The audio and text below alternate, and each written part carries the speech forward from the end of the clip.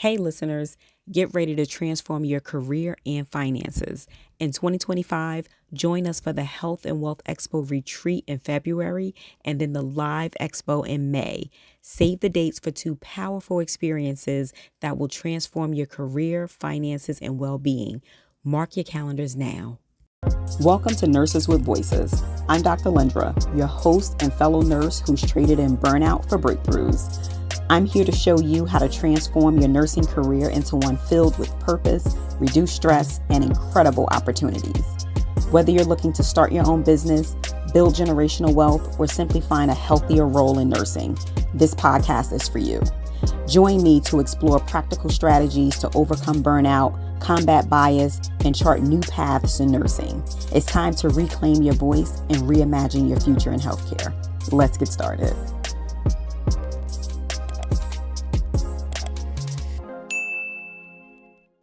Welcome back to another bonus episode of Nurses with Voices. I'm Dr. Lendra. Today, we're going to talk about avoiding burnout, especially if you're in a high stress role. If you ever felt like you're always on, these tips today are for you. I'm going to give you a couple of strategies that I want you to consider. And the first strategy is prioritize energy boosting activities. And I know you're probably asking yourself, what does that mean? In high stress jobs, it's critical to prioritize things that boost your energy, because this could be physical activity, creative hobbies, or just spending time with people who energize you. And make a list. Make a list of what fills you up and try to incorporate it in at least one of these activities each day. And I give you an example. I like to give you guys examples, because you're probably saying you're probably like, Dr. Lynch, what are you talking about? I had a colleague, and she started spending like 10 minutes a day, gardening. And she loved gardening. She liked going outside and doing her flower plants and making her house look pretty and her yard look pretty. Listen, who doesn't? I tried it in the beginning when I first bought my house. Like, I thought I was a phenomenal woman. And, and like, there were a few years where I did my garden. And then after that, I ended up hiring someone. But for some people, it's cathartic, right? The point is, those few minutes that she used in her gardening, maybe it was pruning or whatever it was she did, it helped her decompress. It became a form of self-care for her that sustained her through challenging shifts. The second strategy that I want to talk about is setting boundaries to protect your well-being. This is huge and is so, so, so important. High stress jobs can really blur the lines between work and life, or life work balance. Setting boundaries is key. Practice saying no. When you need to recharge or set clear off hours. And I'll give you another example. One of my clients was constantly on call, and it led to a burnout. And she decided to limit her work hours and protect her weekends. And that change allowed her to come back to work feeling refreshed and ready to give her best. I can relate to that as well, because when I was in nursing leadership, I always had my work phone. My employees had my cell phone number because I believed in that level of communication.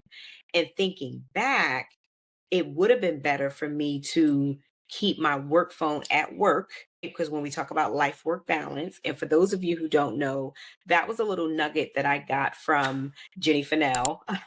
So shout out to you, Jenny. And it makes sense, right? We always talk about work life balance, but we don't consider life work balance. And life work balance is life should come first and then work should come second. So if you hear me say that, that's a little nugget that I got from Jenny, and it makes so much sense. The point is, if I always had my phone on, and right, I felt compelled to respond to these text messages or emails, because if not, I felt like I was going to miss something, or like the place was going to burn down. And we have to realize it's not.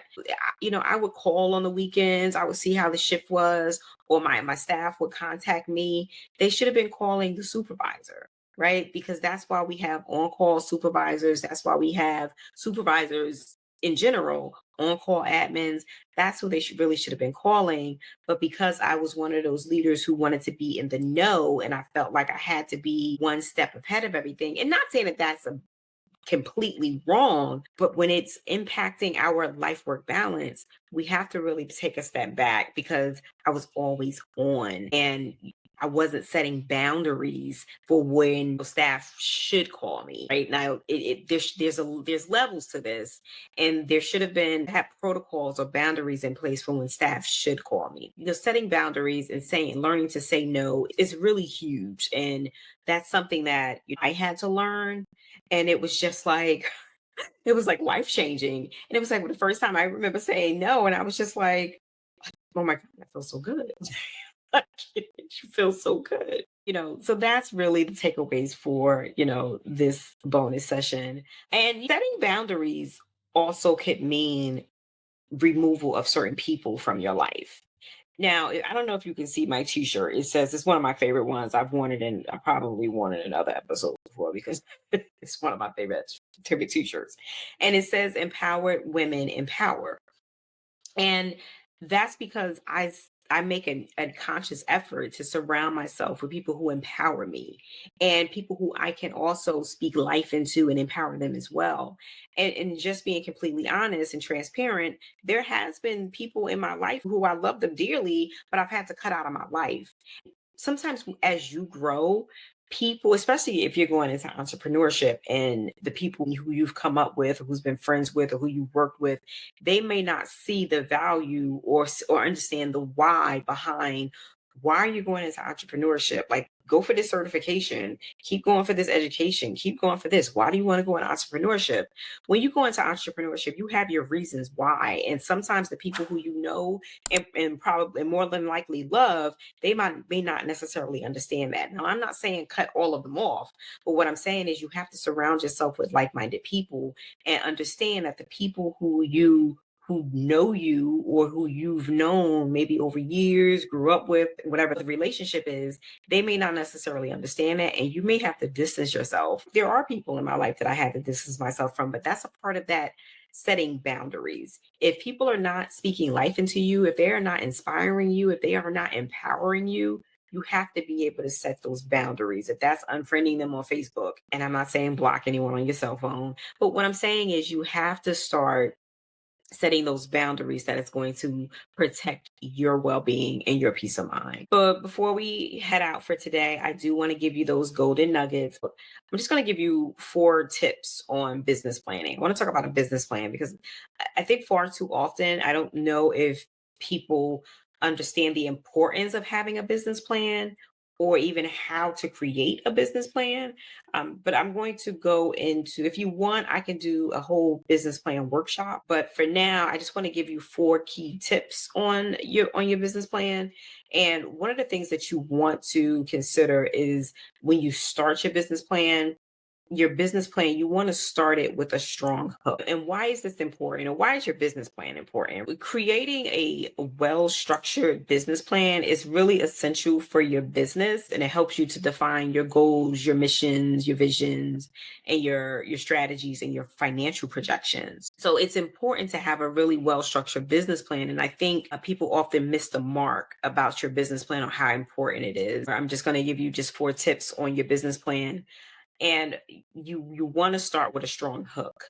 You begin your summary with a captivating and concise opening sentence that really grabs the reader's attention, and this could be a thought-provoking statement, a compelling statistic, or a brief description of a unique aspect of your business. The second thing is you want to define your mission. Your mission statement is the core purpose of your business, and it should really reflect why your business exists, and it should aim for the positive impact that you aim to have in the healthcare industry. The third thing you want to do is share your vision, right? You want to describe what your vision for the future looks like. Your vision statement should convey your long-term goals and your aspirations for your consulting practice, your healthcare practice. What do you hope to achieve in your healthcare consulting field? And what impacts do you want to leave or do you want to have? Now, I'm saying healthcare, but the tips for a business plan can really this information can help anyone. The fourth thing you want to do is highlight your key objectives. So list your key objectives or goals. These should be specific, measurable, and aligned with your mission and vision. And highlight the primary outcomes that you intend to achieve through your services. I hope you found these tips helpful. If you are ready to build stronger boundaries, protect your well being, my Breakthrough from Burnout course offers practical step by step guidance. It's never too late to take care of yourself, and our mentorship program is opening in January. If you I'll put make sure the show notes have the applications that you can complete the application for the mentorship program, the nurse mentorship program, nurturing unwavering resilience, self-empowerment. And it's designed to help you build resilience, break through bias, and reach your next level career. So until next time, make sure you guys stay inspired, stay educated, and stay empowered.